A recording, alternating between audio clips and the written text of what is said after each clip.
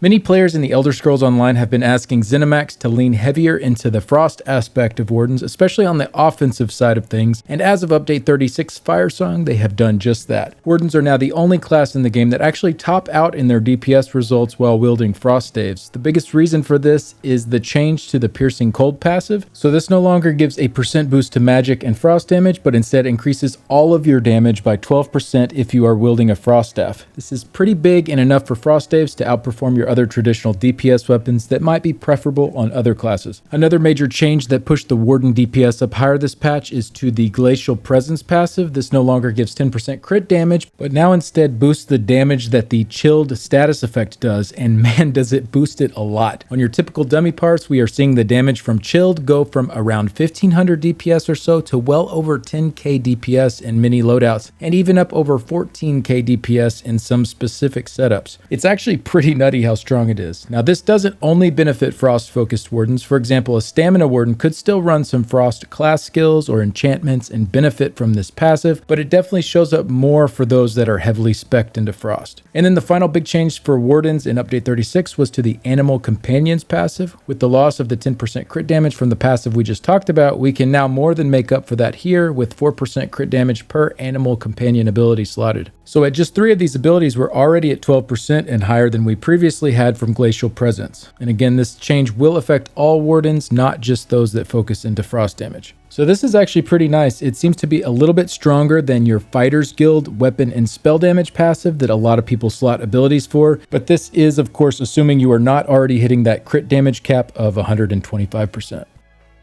So what all will this guide cover? Hopefully this video will give you all of the info you need to set up your Magicka Warden and get the most damage out of them. I'll try to give lots of options and alternative ways to set up, but the main focus will be on how to get high DPS. I went through and tested a lot of different setups, and though this won't even come close to covering all of the viable combinations, hopefully this gives you a good starting point to figure out which direction you'd like to take your character. And please remember to treat this as a base to work from and always adjust as needed for your specific situation. Last thing before we get started, this build is also available on my website at skinnycheeks.gg, along with each of the other classes if you do prefer that written format. Hi, I'm Skinny Cheeks, and this is my Magicka Warden DPS guide.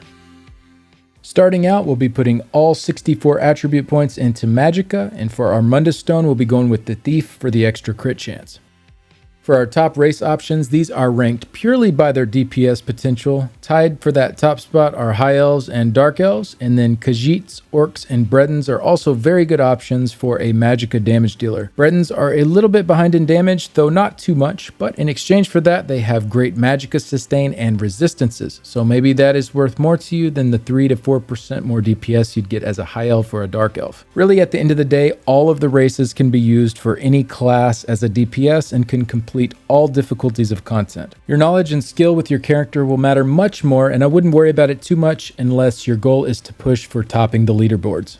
For the food and drink options, the most overall damage you can get is from a single stat Magicka food like Thrice Baked Grapple Pie. However, I find that I rarely actually use this as it has no health bonus and also no sustain bonus on it. But if you are feeling confident, then it definitely is an option to squeak out the most damage. Usually though, if I don't need any sustain help from my food, instead of the single stat Magicka food, I'll go with a bi-stat food with both health and Magicka, such as the Melon Baked Parmesan Pork. Since it only has about 1k less Magicka, you are losing around 1% DPS and in return get almost 5400 extra health. This is generally worth a lot more to me to be able to have a little more tankiness, and to be honest, I'm not really even able to notice the DPS loss. And then the third option that doesn't have any recovery on it is the Tri-Stat food. The best option here is Bewitched Sugar Skulls, but the daily login Tri-Stat foods are pretty much the same, just a tiny bit less stats. You do lose a small bit of health and Magicka with this option compared to the blue bi-stat option, though it isn't really much, like 0.5% DPS loss, and in exchange it gives you a lot of extra stamina to play with. So maybe you have a few stamina skills in your loadout and the encounter also requires a bit of roll dodging and blocking. This can be really nice to make sure that you don't run out. Just gives you a little bit of extra cushion there. But generally the bi-stat health plus Magicka option is superior if you don't need that extra stamina to play with. Now sometimes our sustain is just not cutting it and we need an option with some recovery on it. Ghastly Eyeball is the best if you want full damage but need a lot of sustain help. This is definitely the most common you'll see from those testing on the trial dummy for Magicka setups, and the one I used in almost all of my testing that we'll go through later. This can definitely be used in content as well if you are confident with the lower health pool, but just keep that in mind for some of the heavier hitting encounters in the game. Another one that I like to use sometimes depending on how I have my skills set up is Crunchy Spider Skewer. Pretty much the same except stamina recovery instead of Magicka recovery. So if you end up with a very stamina heavy loadout, maybe you're running a two-hander Backbar and a couple of extra stamina dots, you might find that your stamina pool is the resource that is draining more quickly, and this could be the solution to that. Again, like Ghastly though, no health bonus on this one either. And then finally, if you need a nice middle ground between all of these setups, you need some recovery, but you don't want to go without any health bonus at all, both Clockwork Citrus Fillet and Witch Mama's Potty Brew are pretty solid options. Of these two, Clockwork has slightly higher stats along with a health recovery bonus, but it is definitely a lot more expensive to craft than Witch Mother's. So with these, you get less health and Magicka compared to the Bistat or Tristat options, which does mean lower damage, but still it's under a 2% damage loss, so it isn't huge. And then these also have less Magicka recovery than you'd get with Ghastly Eyeball, but the perk is that you get all three bonuses, which the other options don't offer. So really up to you with these. All of the listed options are viable. I use them in different scenarios, but for testing on the trial dummy, Ghastly Eyeball is generally going to be your best bet for the Magicka Warden. For our potions, most of the time with this build, we'll be going with the standard spell power potions. These give us our major sorcery and prophecy buffs, as well as a lot of extra Magicka return. However, if you do have these buffs already covered, you could go with the Tristat potions. These are really nice because they give you that stamina return also, which can be huge for some setups. But I definitely only recommend these if you have your main buffs covered already. In the same scenario, you could also use the heroism potions to increase your ult regen. These are super expensive though, and I found in most scenarios they don't really make a huge difference on Wardens, as the bear ultimate is not super strong until you get into that execute range. But for a fight with a longer execute, squeezing out a couple of extra ults could be really nice, and these might be worth it, again assuming you have your major buffs already covered elsewhere. And then finally we have the Ravage health potions. I usually only use these on the trial dummy, specifically for testing with the Sea Serpent's Coil or the Sustained by Suffering champion point node. Since we aren't taking any damage from the trial dummy, you can't really test out how Sea Serpents holds up without using these potions. So you'll see later that in a few of my DPS tests that I use these. Just make sure you don't have any points into Snake Blood if you want to test with these. The PTS template characters do come with this passive automatically put in, so make sure to remove that so that you still get the negative effect. And one last thing before we move on, quick shout out to UESP for their great alchemy calculator. It's what I used for a lot of the tooltips here. Really nice to be able to mess around with the different combinations and see what can be made without being logged into the game. Alright, now let's go through the champion points. For testing on the trial dummy, we'll be going with Deadly Aim, Wrathful Strikes, Master at Arms, and Exploiter. For actual content, if you are not getting reliable off-balance uptime, you'll want to trade that last one out for Thaumaturge. Now this loadout assumes that we are already set on penetration and crit damage, and these are pretty easy to hit the caps on if you're testing on the trial dummy, but that may or may not be the case for your specific group that you're running with. So I won't be doing a deep dive into crit damage and penetration in this video, but I do have a video covering the trial dummy where I go through those things and how to set up for them, and also a section on my website if you need a quick reference there. But all of that to say that if you are coming up short of those caps on crit damage and penetration, those are the top priority nodes over those listed here. So let's say, for example, you needed both Fighting Finesse and Backstabber to hit the crit damage cap. You'd knock off Master at Arms and Thaumaturge here, since those are the two weakest of the four, and then slot those crit damage nodes instead. I also do include this generic champion point flowchart in all of my builds on my website if you're ever struggling to figure out which order to slot your champion points in. You do need to have a good idea of which types of damage you're dealing and roughly how much of your damage is coming from those specific types to make the most out of this, but it is generally a good rule of thumb to follow. And then finally, for more AoE heavy or trash encounters, if you have that flexibility, you have enough champion points and you can swap out nodes on the fly, you can drop Deadly Aim and put in Biting Aura here instead. For the red fitness tree, this one is very situational, and I find myself changing these nodes around all the time for different encounters. I find that I usually always have the health and the recovery slotted, but aside from that, it's really up to you to pick what benefits you the most for your situation. There are options for more sustain, more tankiness, more speed, and Spirit Mastery is pretty amazing for faster resurrection speeds, and I almost always have it slotted for boss fights when progressing with a group through content. Obviously, if your goal is a no-death run, then Spirit Mastery probably won't be very useful there, but really these are up to you. That's why I generally don't give a recommended loadout, because people should be adjusting these based on what they're doing. If you want just a default generic setup, you could go with Boundless Vitality, Siphoning Spells, Rejuvenation, and Fortified.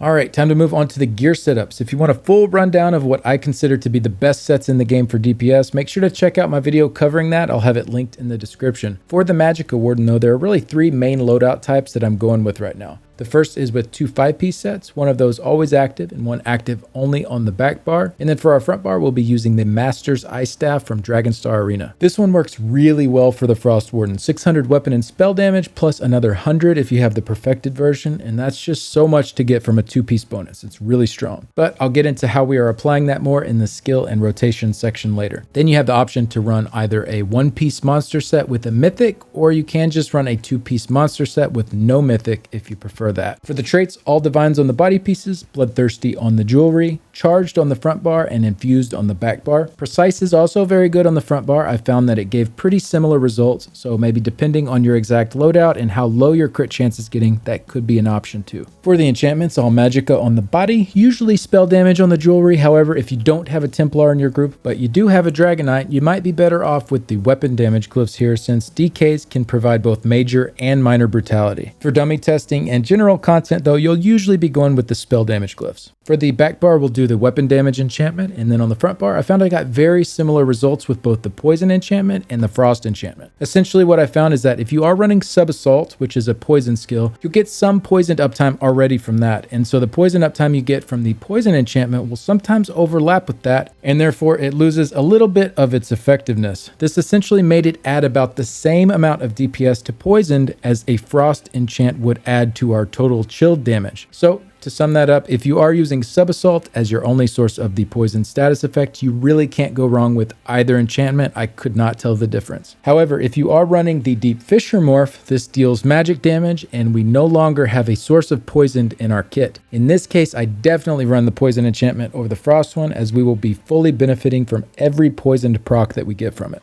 For the specific gear sets, how I'm going to do this is I'll show some of the top options for the different types of gear, and then after we run through that, I'll show some examples of how those look put together. These lists will be the same as from the written guide on my website, but I don't want this video to go on for too long, so I'll condense the discussion down a little bit when showing these and won't be talking about everything listed. So my favorite 3 options for set A are Arms of Reliquin, Whirl of the Depths, and Sul'Zan's Torment. Reliquin is a superior single target option. The proc hits super hard, but it does have a build-up time to get to that full damage amount. Whirl of the Depths has a very strong AoE component to it, but drops in a pool on the ground, so it can be a bit unreliable in fights with a lot of movement. Both are situational, and both can get very good results. Sul'Zan is pretty amazing for damage as well. I try to run it whenever I can, but it does require a little minigame of collecting the soul of a dying enemy every 30 seconds to keep that buff up. So with that almost 10% crit chance and 12% crit damage, it can be an insanely strong offensive bonus for some encounters, but essentially useless on other encounters. For set B, my favorites are Pillar of Nirn, Whirl of the Depths, and Mantle of Sororia. It's really hard to beat Pillar of Nirn here though as that backbar option. It is definitely my favorite. It's just really easy to proc since it triggers on any damage dealt, and the 10-second timer lines up really well with how often we'll be on our backbar. For the Mythic, the Kilt is generally my favorite on encounters where it can be kept up, but on fights where you can't run the Kilt, there are a lot of other good Mythic options as well. Sea Serpent's Quill is really strong as long as you can keep it triggered. I found the snare on it is actually not too bad as long as someone in the group is providing major expedition. Mora's Whispers is another really good mythic. It's just a tiny bit under the Kilt and the Sea Serpent for damage, but it has no special in-combat conditions. It's just always active for you. So definitely one of my favorite options, though it does require a pretty annoying grind to gather Mage's Guild books. And then, as I mentioned earlier, if you'd rather do a 2-piece monster set instead of the 1-piece in Mythic, you can definitely do that. Zon is pretty strong when you can keep the tether from it holding. Seems to definitely be the best option for testing on the trial dummy, though Kjolnar is very close and allows you to be at range, and since the stacks build from your light attacks, it is a much more reliable condition. However, Kjolnar does have the downside that only one person in the group can wear it at a time, but all of these options listed here are very good for different scenarios. So here's an example of how this might look put together. together. This is the setup that got me to 125k DPS. I'm using Reliquin with Pillar of Nirn, and with this one I opted to forgo the Mythic and do the 2-piece monster set with Zon. And then here's how that same setup would look if we used the Harpooner's Wading Kilt. I got 121k with this on the dummy, but I think this setup should be stronger than the Zon setup for most actual content. However, on the dummy we're already at the crit damage cap, so part of the kilt's bonus does end up wasted, and it doesn't test quite as well in that scenario. But in many groups that wouldn't be the case. And then the same type of loadout again here with the Sea Serpent's Coil. This one was almost 124k DPS and actually had a much easier skill bar loadout than the 125k DPS bars, since I'm double barring Inner Light here, but I'll get into that more in the skill section later. And then finally, here's an example of doing this setup with a light armor body set. It might look something like this here with Whirl of the Depths on the body. Light armor is definitely weaker on the trial dummy as we are pretty set on penetration already, but depending on what debuffs you have in your group, the extra pen from light armor might be more worth it to you.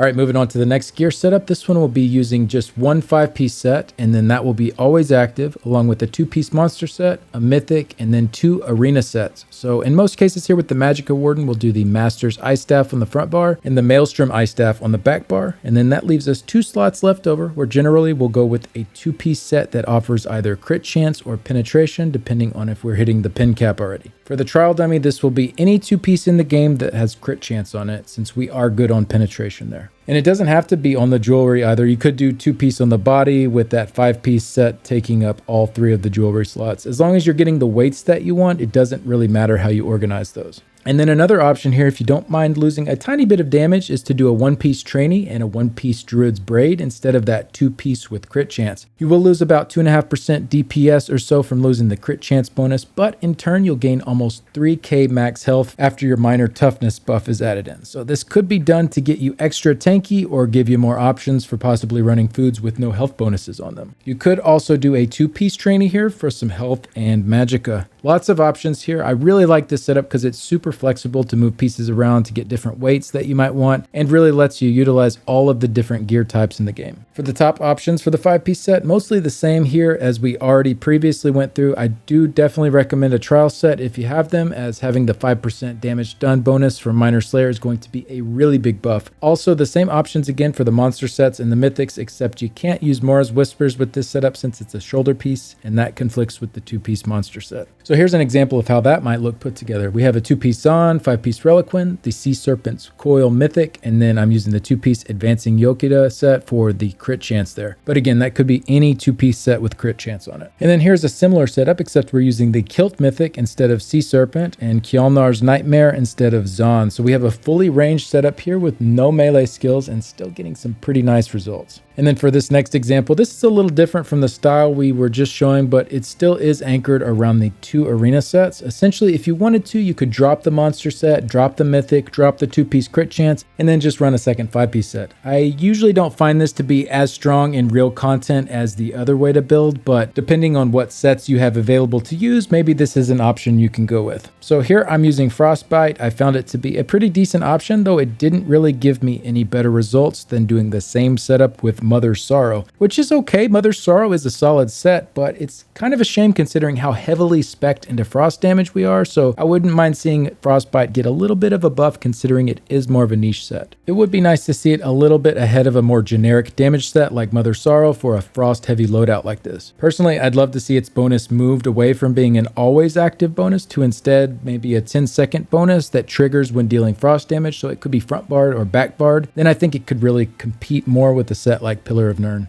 And then the next setup here is more similar to what you'd see as the traditional type of setup on most other classes, with the second 5-piece set front barred and the Maelstrom set on the back bar. Pretty much identical to the first loadout we went over, except the arena weapon and the 5-piece weapon are swapped for their active bars. The Master's Ice is really nice, but with a short 4-second duration on the buff, it can be a bit tedious to keep up if single target damage is not our focus and we'd rather be using a spammable that is dealing AoE damage. So in those kinds of scenarios, or if you just simply really don't have the Master's Ice Staff yet, you might look toward a setup like this. For most of this, we have the same options as before, except with set B, we have a couple of new options that work since it is now a front bar set in this loadout. Ones that don't really work as back bar sets, such as Zogvin's Warband and Kinra's Wrath. But for the monster sets, the mythics, and the set A options, we've already gone over those. And again, this is all on my website at skinnycheeks.gg if you want to dig through it further there. All right, so here is an example of how that third gear configuration might end up looking using Zon,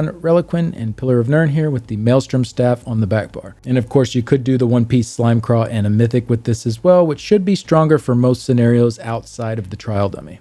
And then finally, if you are wanting to do a 1-bar Oakensoul setup, there are several routes to go, but one that I was really liking is this here. It's very similar to the second gear setup we went through, as it only has one 5-piece set, except we don't have an arena set on the back bar now because, well, we don't have a back bar. All the same gear options again, except you aren't as pressured to run a trial set for that 5-piece since Oakensoul already gives us the minor slayer bonus. But Reliquin does seem to be the top single target option still for scenarios where it's good, though Pillar of Nirn probably would be a little bit more consistent across different encounters. You could also do Whirl of the Depths in this loadout if you wanted to do a light armor set or even Frostbite, but I typically prefer to run a proc set with Oakensoul since we have fewer damaging abilities for our stats to boost, so procs tend to stand out a little bit further here. So this is how that ended up looking for setting up for my trial dummy parse. I went with Zon, Reliquin, and the Master's Ice Staff. Definitely a bit behind the 2-bar setups, but not bad for only having 1 bar to manage. So that's it for the gear. Definitely nowhere near all the good setups that you could go with, but these are some of my favorite ways to build at the moment. All right, now let's get into the skill bars. I won't be going through all of the passives here, but if you'd like a rundown of the essential ones to grab if you're running low on skill points, there is a link to it on the build page of the website. And before we get into the specific setups, I just wanted to mention that one really nice benefit to running Frost Staves with this setup here is the minor brittle debuff that you'll be providing for your group. This setup will easily get 100% uptime on that, and so the whole group will be benefiting from 10% extra crit damage on the enemies afflicted with it. So not only really nice DPS for yourself, but adding a bit to everyone else too. The first setup here will be geared more towards boss encounters where single target damage is our main priority. For our front bar, we have a flex spot to start with here. For a full damage loadout, we'll usually go with one of our Mage's Guild skills here, either Degeneration or Scalding Rune. Rune lasts 26 seconds and seems to do a tiny bit more damage overall, and Degeneration lasts 24 seconds. It's cheaper and also gives us major sorcery and brutality if we are not getting those buffs elsewhere. We also have some other options here for an easier setup that I'll get into in just a bit. Next, we have Barbed Trap. This is a really great skill as it does decent damage as a 20-second dot, but also adds in 10% crit damage with minor force, 3% weapon and spell damage from our Fighters Guild passives just for slotting it, and it has a really high chance of proccing the hemorrhaging status effect. Next will be pretty much our best DPS skill as a Warden, either the Subterranean Assault or the Deep Fissure Morph. Both of these can be good depending on the scenario. Sub-Assault is higher DPS as it deals all of its damage within a 6-second window, while Deep Fissure is a little more spread out over 9 seconds, but has very nice debuffs packed into it with major and minor breach to all enemies hit. Sub-Assault is definitely the stronger option if those debuffs are already present, but if you are running solo or you are responsible in your group for these debuffs, you might be better off with Deep Fissure. Generally though, for group play, Sub-Assault will be the superior DPS option. Next up will be our main spammable Frost Reach. This is really good for a number of reasons. First, it has a guaranteed chance to proc Chilled on each cast. So with our new Glacial Presence passive, this is a ton of extra damage on each cast that we will get with our spammable for free. Next, it works really well with the Master's Ice Staff since that gives 600 weapon and spell damage for 4 seconds each time we cast this. Since it's our main spammable, we have really high uptimes on this, even if we aren't really trying super hard to manage that buff. The Master's Ice Staff also makes it cheaper to cast the skill, which is really nice on our Magicka sustain. And then finally, Frost Reach leaves behind a dot as well, which deals even more frost damage while we're casting other abilities. So really just a perfect skill for this setup, and it's going to be a noticeable loss to go with anything else for single target damage as our main spammable. Next up, we have a secondary spammable, but in this case, it's used more as a 10-second dot, and that is Cutting Dive. This ability is a little strange, which I'll get into more in the rotation section later, but essentially the dot only applies if the target is not off balance. So off balance lasts for 7 seconds, and then it has a 15-second cooldown after that before it can trigger again. So thankfully, you do have a larger window to apply it than to not apply it, but it still can be kind of annoying when you miss it by just a second and it lands right as the off balance starts, and then you have to wait 7 more 4 seconds for the off balance to run out before you can reapply the dot. I do kind of wish they just drop the off balance condition altogether, but either way, even if you do cast it and your target is off balance so the dot doesn't apply, it still is a spammable, so it has a nice upfront hit and you don't lose that much DPS versus a cast of Frost Reach in that scenario. Another thing that I like about having it slotted as a secondary spam is that you can micromanage your resources a little bit better. If you notice your Magicka is getting a bit too low, you can alternate spams between Frost Reach and Cutting Dive back and forth to give your Magicka pool a little bit of a reprieve. It isn't a huge loss either, because when you're alternating Frost Reach every other cast, you will get that frost dot tick that it leaves behind as well, which doesn't tick if you're casting it in succession, since it ticks every 2 seconds. The dot tick isn't as strong as the chilled tick that you would have been guaranteed from casting it again, but it isn't too far behind, and it does have a chance to also proc chilled, so if you do want to manage your sustain by doing that, it's a really good option as well. Just be careful not to cast Cutting Dive too much and to drain all of your stamina. And then finally for our ultimate, we have Wild Guardian. This morph is the superior morph for damage and adds a ton of extra bleeding up time on the enemy. I'd love to see them take the other morph, Eternal Guardian, in a more defensive or group buff oriented route, since right now these are both just damage morph, but you obviously just pick the one that does the most damage, which right now is Wild Guardian. For our Backbar, we're going with Fetcher Infection. This is a nice 20-second single target dot and also a great reliable source of minor vulnerability if no one in your group is casting it already. It is a flexible spot to drop for something else if you need, but only if you already have that debuff going from a group mate. But even if you aren't needed for that minor vulnerability, it's still a pretty good dot, so definitely try to run it if you can.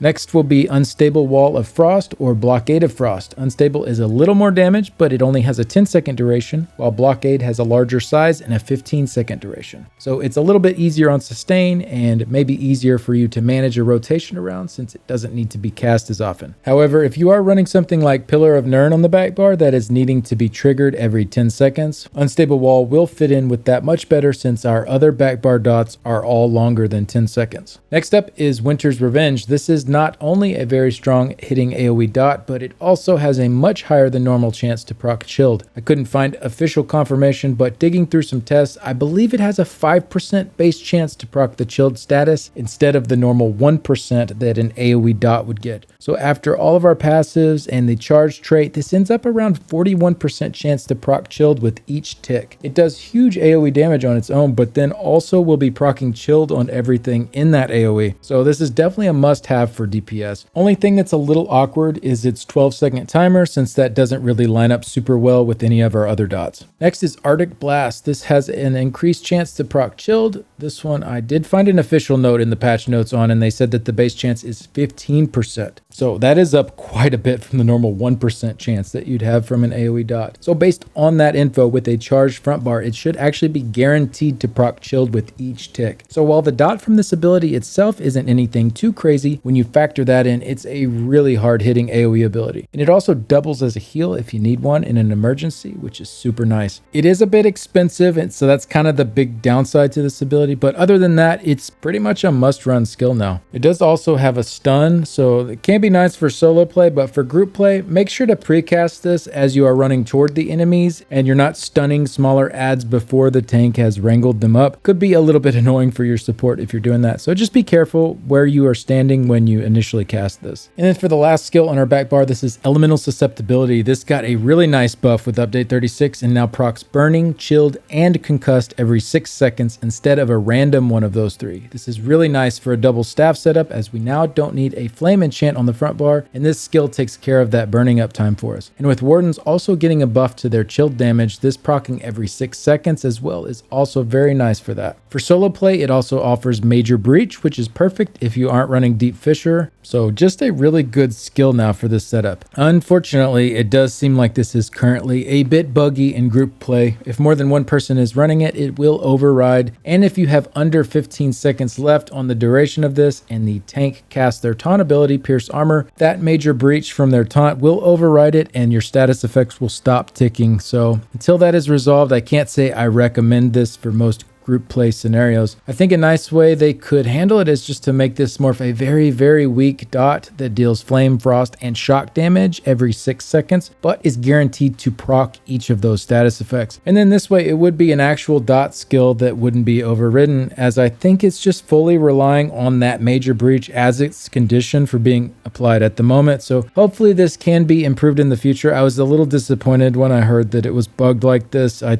was really excited to use this skill, but for now, for group play, you can slot Degeneration or Scalding Rune here, or really this can be a flex spot for whatever other skill you might need. So let's cover a few notes about this. Barbed Trap can be morphed over to Lightweight Beast Trap if you're wanting to play at full ranged and not dip into melee at all. But if you can go in at least every 20 seconds, it is nice to keep it as the Barbed Trap morph. You could also go with Channeled Acceleration. In that case, move Fetcher, Infection, or Winter's Revenge to your front bar and then use Channeled on the back bar. Not as much damage, but it's an easy 1 minute buff to keep up, and it can be nice on shorter encounters as well, as you can precast it and then not worry about laying trap down on an enemy that's gonna die kind of quickly anyways. Blue Betty or Bullnetch can be a nice source of your major weapon and spell damage buffs if you need some Magicka or stamina sustain. I used both of these in some of my DPS parses depending on what resource was giving me the most trouble. Also, since they are animal companions, they give you 4% more crit damage for slotting if you need that as well. So this could go in that degen front bar spot, or if you don't like having Cutting Dive as a weird conditional 10-second dot, you could replace that with it as well, or you could replace Elemental Susceptibility for group play while it is still bugged. And then Lotus Blossom is a nice source of your major crit chance buffs if you need those, and also has a nice consistent heal over time that is based on your light attacks. No offensive bonus for slotting this, so usually you'll want to run it on the back bar and move either Winter's Revenge or Fetcher Infection up to that front bar spot in place of Degeneration, or again you could run it in place of Elemental Susceptibility. And then we do have Fetcher Infection on the back bar here. That's because we're already at the crit damage cap. If you are below the crit damage cap, you can swap that with Degeneration to put it on your front bar for 4% more crit damage.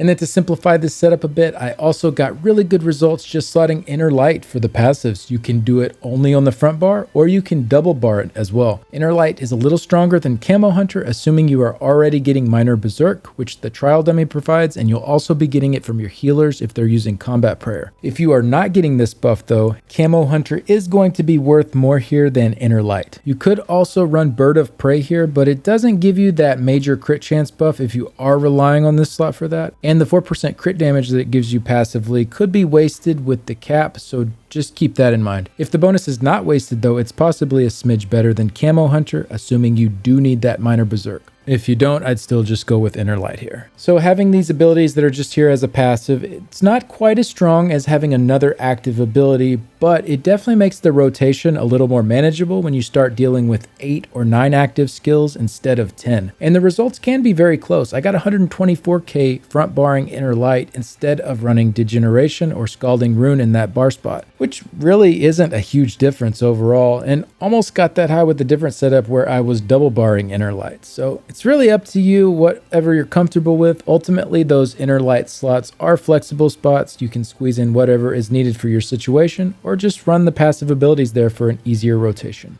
And then next up is an alternate bar setup. This would be more geared towards a boss fight that needs more AoE damage. Maybe there is still a main target to focus on, but the cleave portion of the fight is really important. So we are running a similar loadout here, except we'll no longer be using the Master's Ice Staff, as we have Force Pulse slotted as our main spammable instead of Frost Reach. This will be really strong for AoE, as the surrounding targets should be pretty consistently inflicted with status effects, and that is the condition required for Force Pulse to damage nearby targets. And since we are running charged on our front bar and Force Pulse is 1/3 frost damage, we will be getting a ton of chilled procs from the single target portion of this as well. It isn't quite guaranteed to proc chilled, but I believe it's over a 60% chance each time we cast it. So very strong for single target damage as well. Not to mention it will be consistently proccing burning for us, which is one of the reasons we no longer need elemental susceptibility with this loadout. Fetcher Infection is kind of a flex spot. It's still nice for single target damage, but depending on how AoE heavy the fight is, maybe you can drop that, or somebody else is already covering it, you can drop that as well. Fetcher or Scalding Rune could be replaced with Inner Light or Camo Hunter as well if you just want the passive buffs. And then on our back bar, we've added in Mystic Orb and Caltrops for the extra AoE damage. If you need something else back barred, like a shield or whatever really, you could drop one of those. They deal very similar damage. Caltrops is a little easier to manage in my opinion, as you place it directly and it lasts 15 seconds rather than 10 seconds. But Mystic Orb does add in a nice damage synergy for your teammates if you don't have those floating around already. Also, just wanted to point out, don't feel like you have to go all in on the first setup or all in on this setup. Depending on the encounter, you can mix and match the two styles to make something that works better for you. No reason you couldn't run Orb or Caltrops on that initial setup if you wanted to add in just a little bit more cleave damage. All right, so this next setup will be focused on really AoE heavy encounters. So if you're specifically running different builds for trash fights and boss fights, then you may want to lean more towards something like this for the trash sections. First, we'll have Inner Light here just for the passive boost to our stats, 5% Magicka from the skill itself, and another 2% from the Mage's Guild passives. Then we have Camo Hunter, which is also here just for a passive boost. If you're not hitting the crit damage cap, the 4% crit damage from slotting an animal companion skill like Bird of Prey could be a little bit stronger here, but just keep in mind that 4% can be wasted if you go over the cap. Next, we have Sub-Assault or Deep Fissure again, pretty much just never leaves our skill bar, great for AoE and single target damage. Next up is Frost Pulsar. This will be our main AoE spammable. It has a very high chance to proc Chilled, which is the main reason it's going to actually do some pretty good damage on AoE pulls, and it'll also give us really high minor brittle uptime in an AoE. Next up, we have Scalding Rune. This has a very nice upfront hit to it. The big downside is the small radius. It's only 3 meters, so if the stacks are not tight or you don't want to mess with trying to aim it just right, you can just run another passive skill here like Bird of Prey, or if you're confident that you will be over the crit damage cap with Bird of Prey, you could do another Fighter's Guild ability here for the weapon and spell damage boost. Then for our ultimate, we're slotting Flawless Dawnbreaker. This will just be here for the passive weapon and spell damage from being a Fighter's Guild ability. If you're not going to be hitting the crit damage cap, you could squeak out a tiny bit more by slotting your Bear ultimate here for the 4% crit damage passive. And then on the back bar, we have Channeled Acceleration. This is really nice in trash as it is a precast ability and lasts for a full minute. I've seen some other people prefer the Race Against Time morph here, which is only 20 seconds, but it doesn't have a channel. I prefer Channeled Acceleration, but really that's up to you. Then we have Unstable Wall of Fire. We are going with a Flame Staff back bar for this setup due to our ultimate, which I'll get into in a minute. If you are using a different ultimate, then you can use a Frost Staff back here if you want for similar results. Next is Winter's Revenge, pretty much the strongest AoE in our kit. Definitely want to make sure you have this one going. And then following closely behind that is Arctic Blast. Since it is guaranteed to proc Chilled with a charge trait, this is one of the best AoE abilities as well. And like Channeled Acceleration, this can be precast before entering the fight, which is great to maximize burst. And finally, we have Mystic Orb. This is kind of a flex spot here if you need something specific. If you do get the full duration from Orb, the damage is still pretty decent, and the synergy it gives your group hits really hard too. For a short ad wave, you might get a little more lining up the explosion from proximity detonation. If you are hitting 5 or more enemies, it actually starts to hit pretty hard, so it can be situationally useful still. Or you could just put a survival skill here like a shield if you need it. For our ultimate, Fiery Rage is the strongest option for trash packs, and the main reason we're still using a Flame Staff here instead of an Ice Staff. Nothing else will pack so much damage into a short burst. Another option though would be to use Northern Storm. I'd say this would be possibly a little more enticing if you wanted to use it on the final trash wave leading up to a boss fight. Since this gives you 300 weapon and spell damage for 30 seconds, you can potentially carry a large chunk of that time into the boss fight as well. So in that scenario, maybe the extra opening burst on the boss is worth more than the burst on that particular ad wave, and you'd want to go with Northern Storm instead. Usually though, Fiery Rage is my preferred AoE trash ultimate.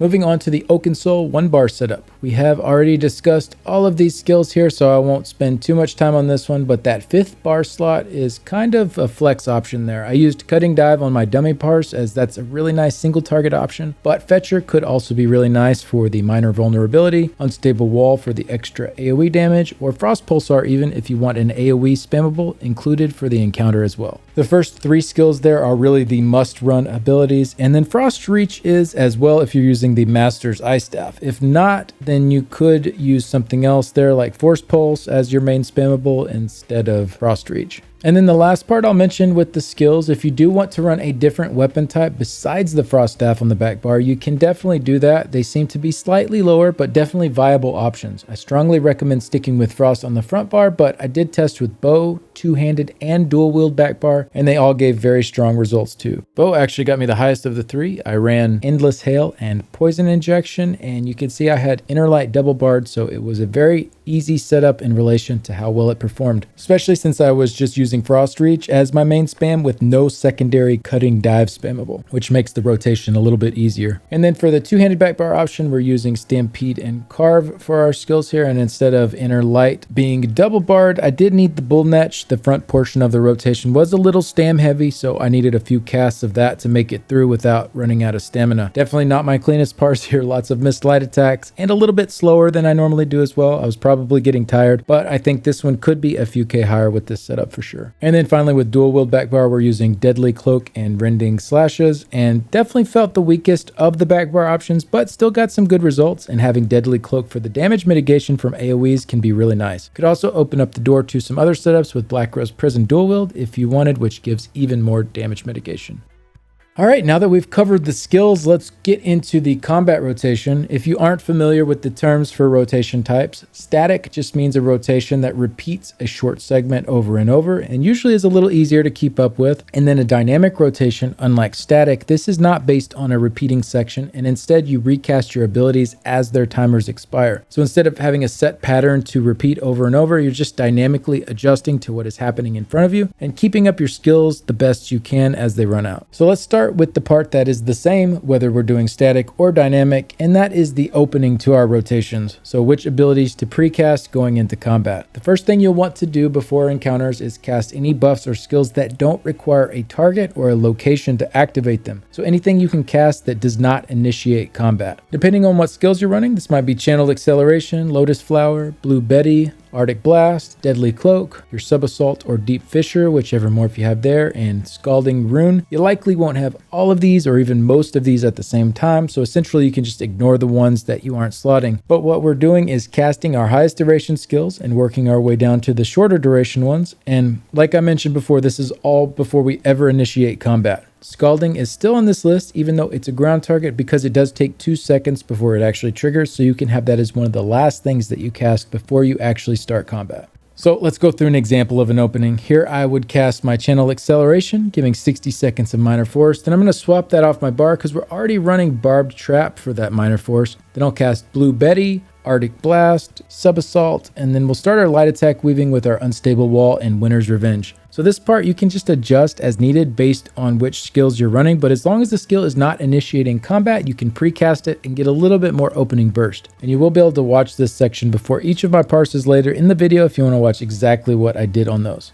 There is also a bit more of an advanced opening, and that is what most of the parses that you'll see with the highest numbers on YouTube are doing, so I wanted to include it so that everyone is aware of how that is being done. If we precast our Northern Storm ultimate, this gives us 300 weapon and spell damage for 30 seconds. So let's run through an example. In this scenario, I want to precast Channel Acceleration, then I'll hit my Northern Storm, and then I could just swap those off of my bar and put on my Bear ultimate, pull out the Bear, and still have a fair amount of time left on that 300 weapon and spell damage buff to open up combat with. We do start combat in this scenario with no ultimate. We are not going to be cheesing the Ethereal Well to fill it back up after casting Northern Storm, because that is not something you could do in actual content. So it does delay our initial Bear ultimate cast by quite a bit, since we do have to wait until that 75 ultimate builds up. So generally, I try to stray away from stuff that I find to be too cheesy, and initially I thought this might be in that category, but I felt it was relevant to mention because you can actually use this opening for a boss encounter as long as you can do it quickly enough before the boss is pulled.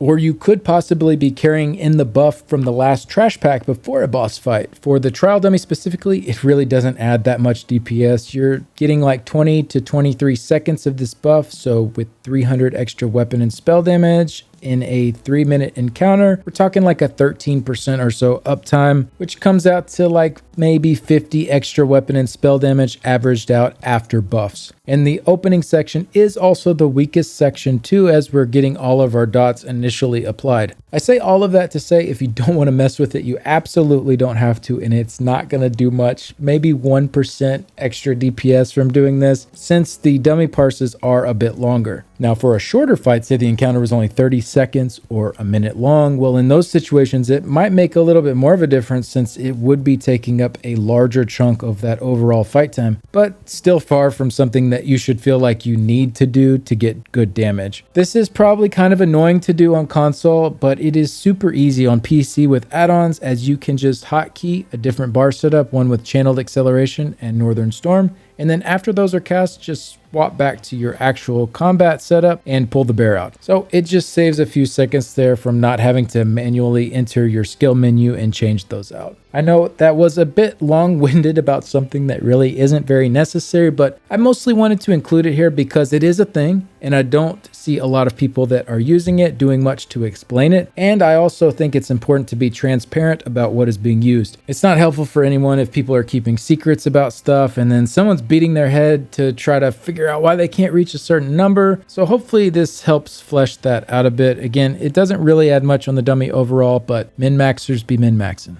So I'll cover some tips for the dynamic rotation now, and then afterwards we'll go through some possible static rotation options. I don't always do my openings perfectly on the clips later, so you can watch those and compare if you want, but this is a general idea of how the opening should go. So I did the advanced pre-buff section like I just went over, and then after my last pre-buff skill, which was Sub-Assault, started my light attack weaving with Unstable Wall and Winter's Revenge. And then I quickly swap to my front bar so that my Sub-Assault lands while I'm on the front bar, and then I'm casting my Frost Reach ability to activate my Master's Ice Staff buff. And then I return to my back bar to apply Fetcher Infection and Elemental Susceptibility, and then again quickly back to the front bar so that the Sub-Assault lands again on the front bar and we're recasting Sub-Assault. That should be right as our Master's Ice Staff buff is running out again, so we'll reapply that, and then we'll cast Cutting Dive, Degeneration, Frost Reach, reapply our wall, recast Sub-Assault, and then put down our Barbed Trap. And then from here we have all of our dots now active, so we'll move into the dynamic section of the rotation where we just keep everything up the best we can. My top priority skills to keep up are Sub-Assault and Frost Reach due to that Master's Ice Staff buff. So essentially as I'm doing the rotation, I'm kind of just always counting to 6 with each skill, starting with each Sub-Assault cast. 1,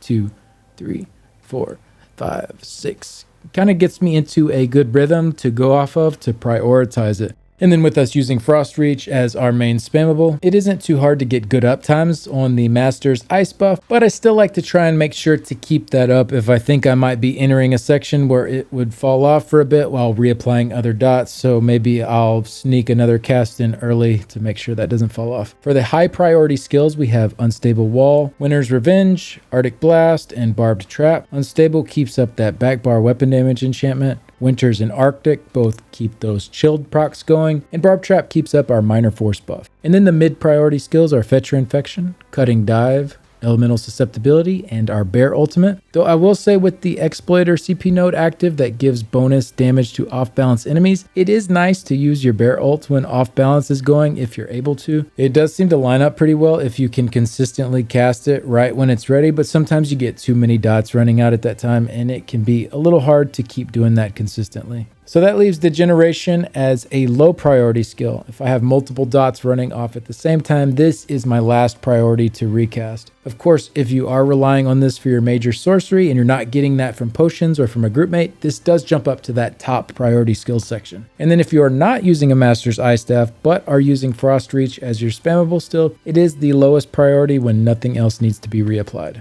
Like I mentioned, I didn't do my opening perfectly, so don't worry if you mess up a little bit here and there. If a dot falls off a tiny bit, or if you don't perfectly prioritize the right order to reapply your skills, it's really not a huge deal. Lots of small mistakes can add up to a sizable difference, but it definitely doesn't need to be perfect to get really good results. Really just try and make sure that you are moving as close to that 1 second global cooldown as possible and landing your light attacks in between abilities. Really just comes down to getting those reps. Another thing I mentioned earlier, Cutting Dive is a bit annoying, not triggering its dot while off balance is going. So that's one of those kind of high level things that you can try and track. Definitely a bit easier on PC with add-ons that can give you some timers there. I believe Debuff Me is the add-on I'm using here for the timer, but when you consider that aspect plus the short timers on Sub-Assault and the Master's Ice Staff buff, I actually found Warden to be one of the more advanced rotations to try and get the most DPS out of. Of course, you can still get really good results even if you aren't doing all these little things perfectly, and I definitely made mistakes in pretty much all of my parses,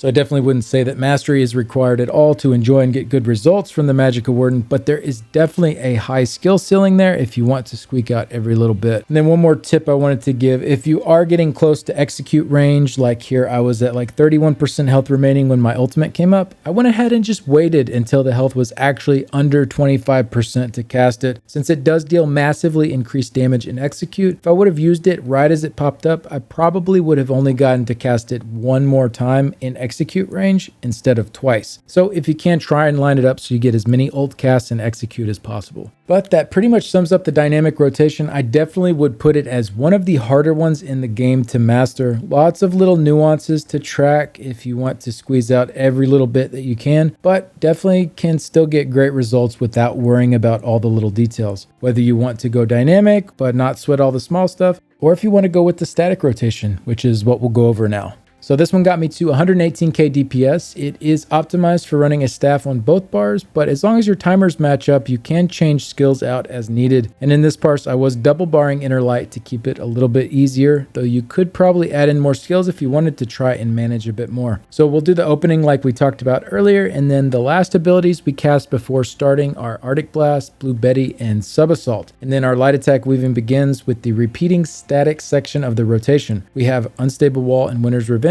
bar swap to the front bar, Frost Reach, and then Fetcher Infection, Barbed Trap, and then right here is actually where our Sub Assault would normally be refreshed, but we are delaying it by 2 seconds to keep this rotation static within that 20-second period. So Sub Assault is normally recast every 6 seconds, which would line it up at 18 seconds instead of 20 after 3 casts. But if we delay it just this one time by 2 seconds, that will make it line up perfectly. You can also cast your Sub Assault at 7 here instead of on 8, and that'll just make it so it's 7 seconds, 7 seconds, and 6 seconds. Actually works a tiny bit better to where all of your Sub Assaults land on your front bar with this way, but for me, for some reason, it was easier to just have one Sub Assault that was delayed and the other 2 were normal. Really up to you though. Whatever your brain wraps around easier, that's totally fine. So after Barbed Trap, instead of refreshing Sub Assault, we do the 2 casts of Frost Reach, and then Sub Assault, and then 2 more casts of Frost Reach. Then we return to the back bar to recast Unstable Wall and Winter's Revenge. Winter's is cast every 10 seconds in this rotation, even though it's a 12-second dot, so it is a bit heavy on the Magicka pool, but I found it to be the easiest way to keep this static. And then on the front bar, we cast Frost Reach, then Sub Assault, then reapply our Arctic Blast and Blue Betty. These will be recast a little early the first time through, but Arctic should line up perfectly every 20 seconds from here on out. And then to the front bar again for 3 casts of Frost Reach, and finally Sub Assault again, and then the whole thing just repeats over and over. Could take a few reps to get down the feel of it, as some of the stuff is a little over or undercast to keep it static, but not too difficult overall once you get the hang of it.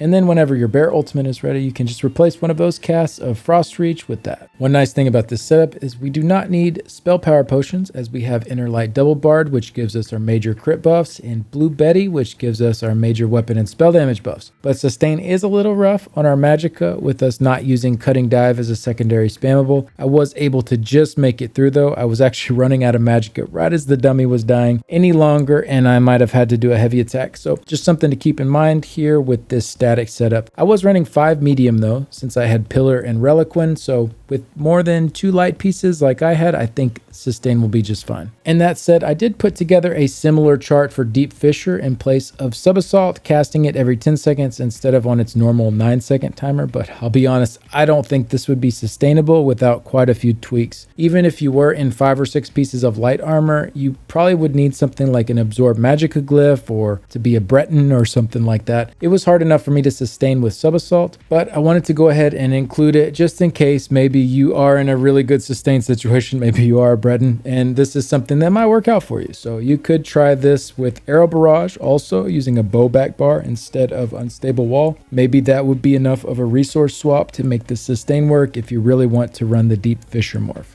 Overall, the Sub Assault option is superior, but just wanted to include this as a secondary option.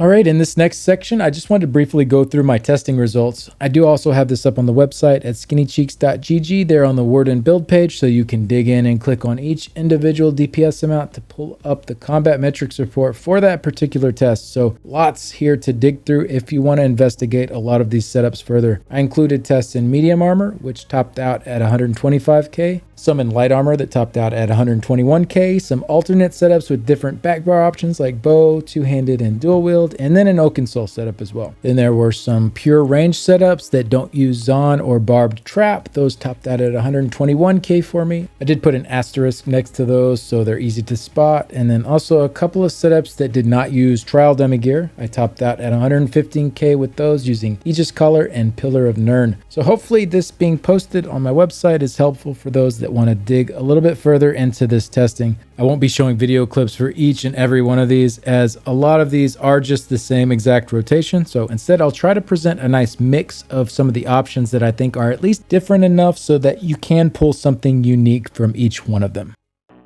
Overall though, I'm really enjoying the Frost Warden right now. I like that it doesn't take a lot to get really good damage from them, but there is that high skill ceiling if you do want to really try to push for the top. So I hope this guide was helpful to you, and if it was, maybe consider subscribing to the channel. It is free and you can always change your mind later if you're no longer interested in the content. But that's going to wrap up this video. Thanks for stopping by, and a big thanks to my current Patreon supporters and YouTube members. If you'd like to help support this channel and the website, maybe consider joining one of those. And a special thanks to Nicholas, Simon, Cougars Bay and the Cougar City Guild, the Order of War Guild, Iffy, Cantankerous Cat, Shady, Blake1816, Mordecai1212, Santanico, Nalandia, Florian, Vidridi, Cha-Cha, and Unemployed. Thanks again for stopping by. I'll close this one out with several of the parses on the trial dummy. I'll see y'all in the next one. Bye.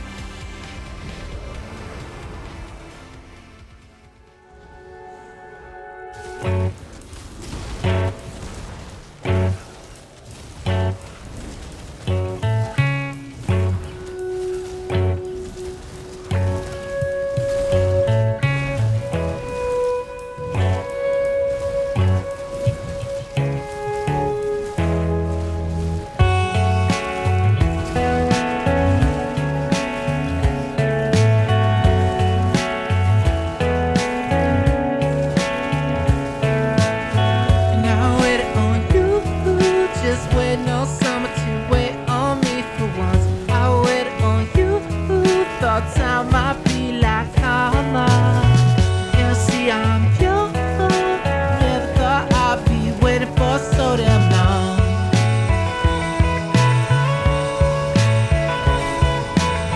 And I waited on you, just waiting on summer to wait on me for once.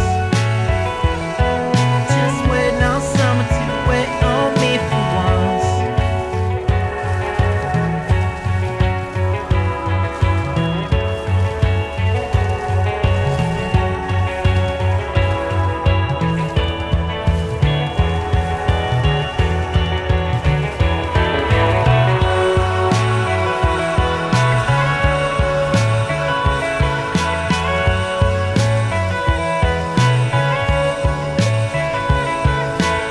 You never said you'd leave my side, but you said you'd never leave my side. Always saying what you want, never what you want to do.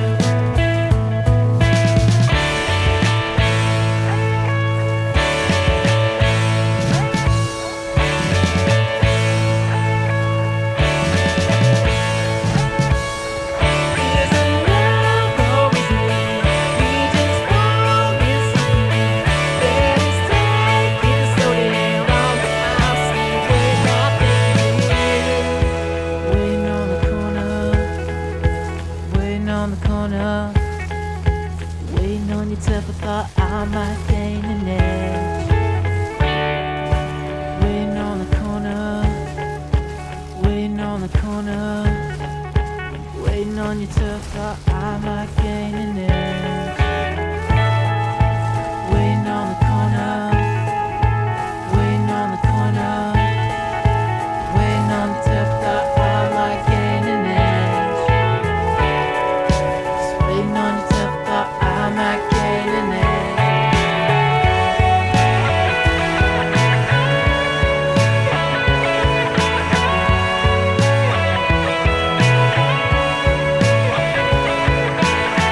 Now wait on the corner, waiting on you till I thought I might gain an edge. I guess I got somewhere, but my head hurts like hell and I need a little lie down. It's all over.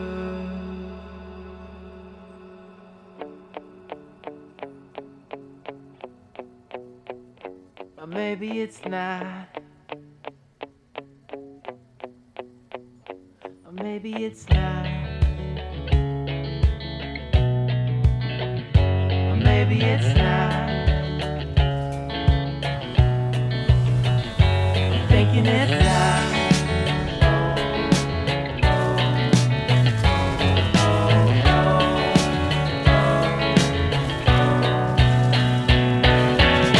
But I thought about you, and the skies opened up, and God gave me a wing. I thought about you, and giving up seemed like the devil's work for sure. I thought about you, and waiting really doesn't seem like such a bad thing. Oh baby, you're the one my heart's been waiting on.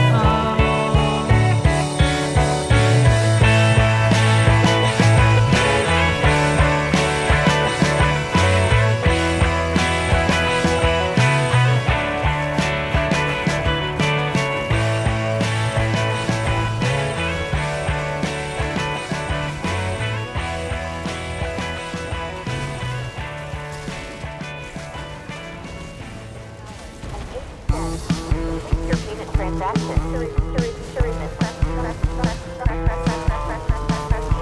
$83.80.